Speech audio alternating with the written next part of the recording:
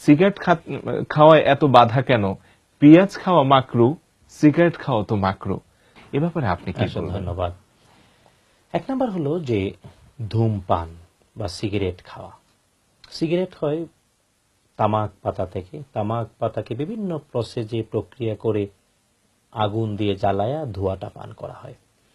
বর্তমান পৃথিবীর সব ডাক্তার এবং মেডিকেল সায়েন্টিস্টরা একমত, এমনকি সমাজ বিজ্ঞানীরা একমত, আর আলেমরাও এই সাথে একমত যে আসলে সিগারেট বা ধূমপান মানুষের জন্য কল্যাণকর নয়। এমনকি বিভিন্ন রাষ্ট্র, যেমন ইংল্যান্ডের রানীর যে লঘু ব্যবহার করা হতো সিগারেটের জন্য, কিন্তু বেশ কয়েক বছর আগে রাজকীয় ফরমান জারি করে মানে এই ইংল্যান্ডের রানী তার লঘুটা প্রত্যাহার করে নিয়েছেন সিগারেটের গা থেকে। এটা কিন্তু বিখ্যাত এক খবর, অনেকে জানেন কিনা জানি না। আর পৃথিবীর সব সমাজবিজ্ঞানী, ডাক্তার এবং গবেষকরা একমত এটা ক্ষতির কারণ, যে কারণে সরকারিভাবে আইন হয়ে পৃথিবীর প্রায় বাংলাদেশে আছে, বাংলাদেশে সিগারেটের গায়ে লেখা হয় ধূমপান সংবিধিবদ্ধ সতর্কীকরণ, ধূমপান মৃত্যু ঘটায়, ধূমপান স্বাস্থ্যের জন্য ক্ষতিকর।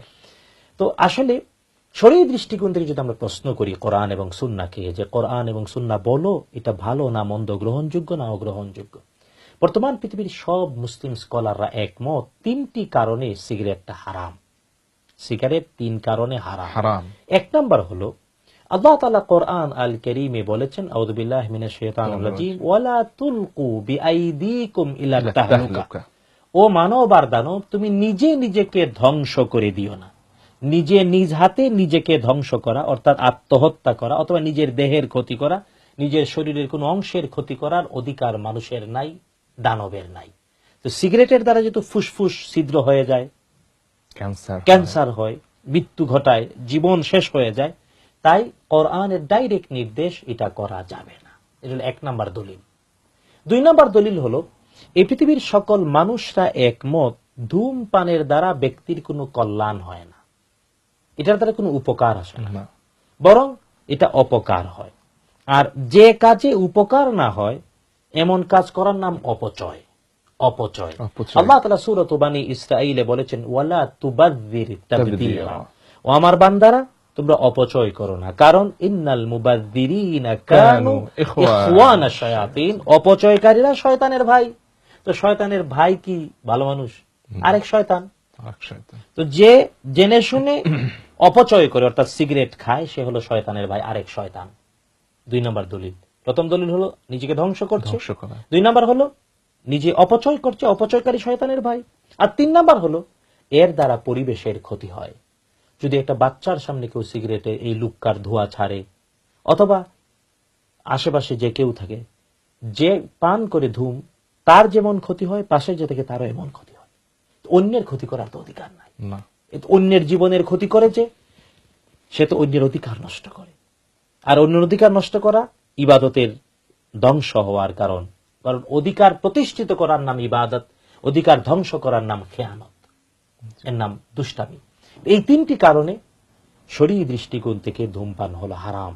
শুধু তাই না, আমি যদি ইজি হয়ে বলি, সবাইকে বিনয়ের সাথে বলতে চাই, এই সিগারেট বানায় যে তামাক পাতা দিয়ে, আমি দেখেছি মানে সকল কৃষকরাই যত সবজি যত ফসল ফলায় বেড়া দেয়, কিন্তু ওই তামাক পাতার কোনো বেড়া লাগে না, কারণ ছাগলেও খায় না।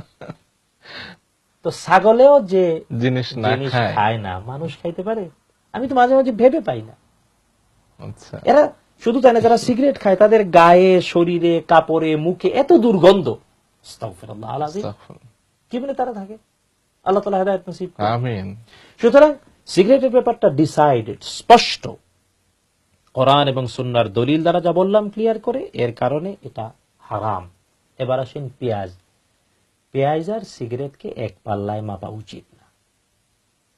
পেঁয়াজের নাম কোরআন আর কারীমে রয়েছে। বনি ইসরাইল মুসা আলাইহিস সালামের সাথে 30 প্রান্তরে 40 বছর যখন ছিল, আল্লাহ তাআলা তাদেরকে মান্না সালোয়া খাবার দিয়েছিলেন, কিন্তু আদম আলাইহিস সালাম আগেই জান্নাত থেকে সাথে নিয়ে এসেছিলেন পেঁয়াজ, রসুন, এই সব কিছু। এগুলো নাহলে খাবার টেস্ট হয় না, মজা লাগে না। পেঁয়াজ না হলে তো খাবার মজা হবে না। বনি ইসরাইলের লোকজন 40 বছর খাইলো মান্না আর সালোয়া।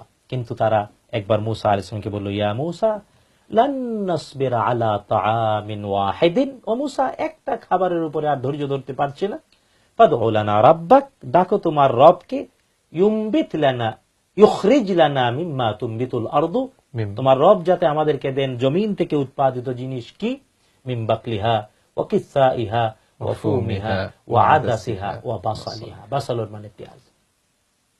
পেঁয়াজের তো কোন শরীফ আছে? হ্যাঁ, কাঁচা খাইলে মুখের ব্রাশ টাশ করলে দুর্গন্ধটা যায় না। পেঁয়াজের শত্রুতা নয়, শত্রুতা হলো দুর্গন্ধের। এখন যিনি পেঁয়াজ খাওয়াকে মকরু বলে, বুঝতে হবে বেরেঞ্চি কম, স্ক্রু ঢিলা। কারণ পেঁয়াজের বিরুদ্ধে শত্রুতা না, শত্রুতা হলো দুর্গন্ধের। আচ্ছা, রাসূল সাল্লাল্লাহু আলাইহি ওয়াসাল্লাম বলেছেন, যার মুখে দুর্গন্ধ সে যাতে না আসে। তার মানে দুর্গন্ধ রিমুভ করে দিলে চলে আসে, কোনো সমস্যা নাই। আর পেঁয়াজ, আল্লাহ পেঁয়াজ আকবার, খেলে তো ফুসফুসে নষ্ট হয় না, নষ্ট হয় না, জীবন ধ্বংস হয় না। সুতরাং কোথায় আগরতলা কোথায় উগারতলা এক করা উচিত না। পেঁয়াজ এক আলাদা জিনিস, ধূমপান আরেক জিনিস। সুতরাং আল্লাহ তাআলা আমাদেরকে ধূমপান থেকে বিরত থাকার তৌফিক দিন, আমিন। আর পেঁয়াজ প্রসেস করে খাবো, কাঁচাও যদি কেউ খেতে চায় খাবে, কিন্তু দুর্গন্ধটা দূর করে দেবে যে প্রক্রিয়ায় সম্ভব, ব্রাশ করে, মিসওয়াক করে, অথবা যেভাবে সম্ভব, তাইলে কোনো অপরাধ নাই। আল্লাহ তাআলা বুঝার তৌফিক দিন, আমিন।